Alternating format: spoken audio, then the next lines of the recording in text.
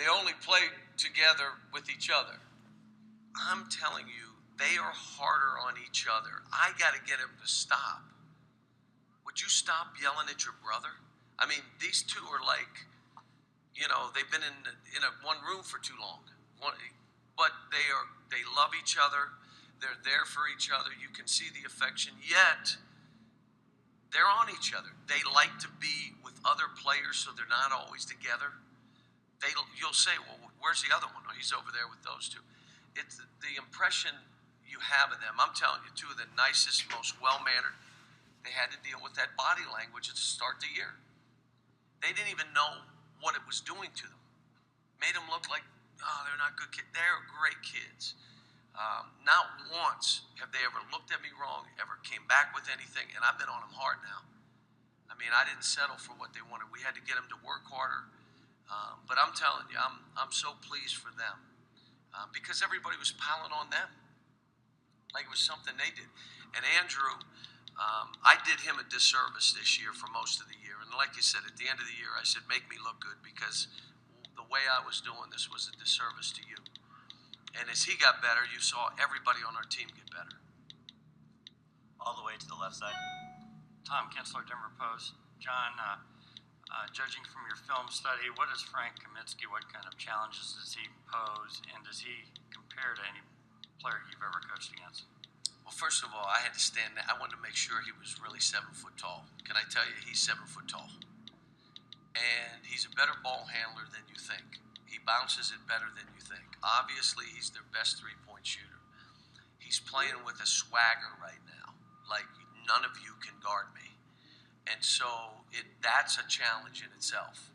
I think Bo is one of those guys that throughout this game, he will figure out, and I've seen it in all the games I've watched, where's there a mismatch? Where's there something? You do something, Bo does something else.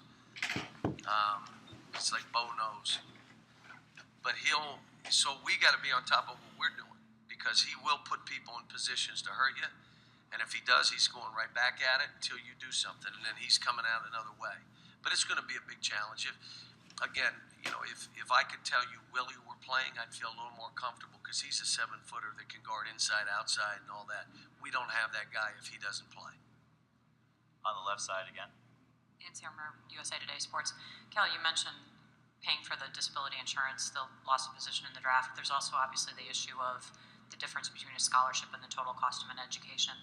What role do you think coaches should have or need to have in this discussion? And, would you ever even be willing to give up part of your salary bonuses, put it in a fund, if that was the way that they found best to pay for it?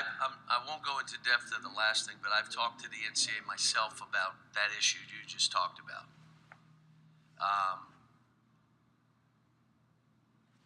And I won't go into depth, but they know I have talked to them about that last thing. What I would tell you is there are ways that the universities can do things to make sure if kids are in school longer because they're being asked to be, and it's not by the NCAA, it's not by colleges. This is a rule between the NBA and the Players Association. I'm saying if the kids are asked to stay longer, that we should do our part to make sure. On the right side of the aisle. Trent Scott, the Houstonian. A lot of people were down on the SEC this year, and not very many teams made the tournament, but now we've seen both you and Florida make the Final Four, and Tennessee make the East. Tennessee had a heck of a run. So was everybody just wrong and the SEC was better than we thought, or why do you think you guys were able to get it together here when the tournament started? Obviously, we were better. I mean, you had other teams, whether it be Missouri or LSU or Arkansas or Georgia, and I'm probably missing somebody else, but you had teams that deserved the opportunity to be in this tournament and weren't. But I think what happens with the media is you guys say it over and over, and then everybody believes it. Just keep saying it. This league's really strong. That league's no good. This team's really strong. And you all say it over and over and over, and then people believe it. And that committee is hearing all the same things too. I've been in other leagues that's happened to. And the only thing you can do is get teams in the NCAA tournament in advance, prove them wrong. Teams that go to the NIT do well. But I'm happy that we're still standing. Florida's still standing. It was really, Kwanzaa did an unbelievable job with his team. Matter of fact, I'm not so sure if they weren't in another region, they wouldn't still be playing. On the right side of the aisle? Steve Greenberg, Chicago Sun-Times. Speaking of the media saying things repeatedly, we portray Wisconsin often as less athletic, less exciting to watch. I want to know if you have dug into them enough over time to have an opinion about whether that program has graduated to a new level of, let's say, quality of player or at least athleticism. Yeah, again, just keep saying it over and over, and people believe it without watching because it's easier. But the reality of it is, Bo coaches to his talent. They're scoring now. This team is scoring more. They're not running the swing the way it used to. Well, why isn't he? Because he knows that this team doesn't fit that offense as well as how they're playing. So I will tell you that they're more athletic than you think. They're more skilled than you think. And they're not relying solely on an offense. They're not. They run great ISOs for all their guys so that they put them in a position where it's one-on-one. Bo hadn't done a whole lot of that in the past. But what I'm seeing now, they are. And then the other thing is, they're different defensively than he's been in the past. That's why he's such a great coach. That's why he is who he is. That's why he's won national titles at other levels where he's been and why he's gotten Wisconsin to a Final Four. To the front left, Matt.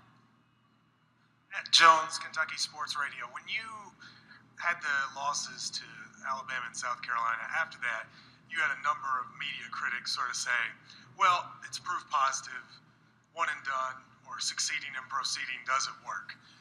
And then there were columns written before the tournament, Calipari's never going to win it again. Is there anything about this run, I know you're going to say it's not about you, but is there anything about this run, about the way you do things, that makes it more gratifying to you after the criticism you took at points this year? First of all, I don't listen to it. I don't read it. I don't care. It makes no bearing on me coaching these young people. I literally watch History Channel. I've been watching this Alaska stuff. Have you been watching that? It's really good. Last night they had some stuff on that was really good. Zero Under or whatever it was called.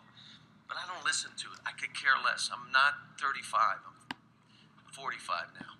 So I'm not that guy. And my concern are these kids. And I will tell you that what's happening in college basketball, people are getting aggravated with because they're not just leaving me now. They're leaving every program. But it comes back to because of me. It's not my rule. And so then the columns are written and then the people, and it's fine if you want to pile it on and say it's me, I'm okay. All I care about is the players that I'm coaching, that they're prepared to reach their dreams, whether it's after 1 year, 2 year, 3 year, 4 year, and I've had guys stay all those times. And if, I think some of my suggestions would be good to cure some of this. At the very least, we just got to do right by these kids. Follow up, Matt. Just the rule, but the notion that you couldn't win like that anymore, that you got lucky in 2012 with that group. Is there anything about that has made it a little great? That's what they're saying? Well, that's what they said before the tournament. Everybody has an opinion. All the way to the left side. Cedric Golden, Austin American Statesman. Coach, how's Julius Randle handle all the external stuff going on, the NBA talk, playing in his hometown, being a freshman with NBA capabilities? The first thing is, the last time we came down here and played in this building, all our Texas kids didn't handle it very well.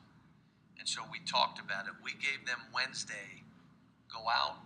They all went to Julius's house. They all hung out. And then I said, now we're shutting it down. They have their own game room on the 4th floor of our hotel. So they were all in there last night. We are kind of in a lockdown mode right now.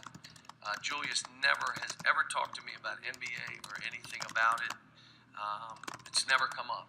He's a college player, and that's what he wants to be. And when the season's over, he'll sit down and look about decisions he has to make. But as a freshman and doing all this and being back home, I wouldn't be surprised if he's a little rattled when the game starts. Just, that'll be my job to calm him down. Staying on the left side. Kenny, man, Kaminsky, UT Arlington. Talk a little bit about Jared and John and how you've had them basically since you've gotten here. They've kind of flown under the radar, but I mean, they're the most experienced on this team.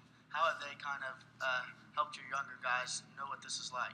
Well, they haven't flown under the radar in Kentucky. So Jared is like everybody, there's signs at every game, I want to marry you.